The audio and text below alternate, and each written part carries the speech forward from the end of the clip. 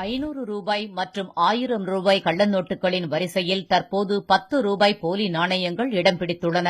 அரசால் வெளியிடப்பட்டுள்ள ரூபாய் 10 நாணயங்கள் பொதுமக்களை கவரும் அதே நேரத்தில் அவற்றில் வெளியிடப்பட்டுள்ள போலிகள் பொதுமக்களை அச்சுறுத்தி வருகின்றன.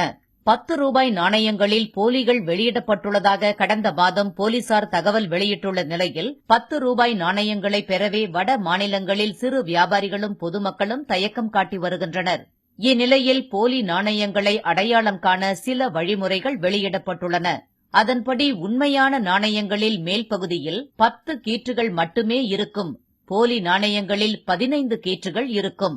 உண்மையான நாணயங்களில் 10 என்ற எண் நாணயத்தின் கீழ்ப்பகுதியில் தங்க நிற பகுதியிலும் வெள்ளி நிற பகுதியிலும் சேர்ந்தாற்போல் அமைந்திருக்கும். போலி நாணயங்களில் 10 என்ற எண் வெள்ளி நிற பகுதியில் மட்டும் அமைந்திருக்கும்.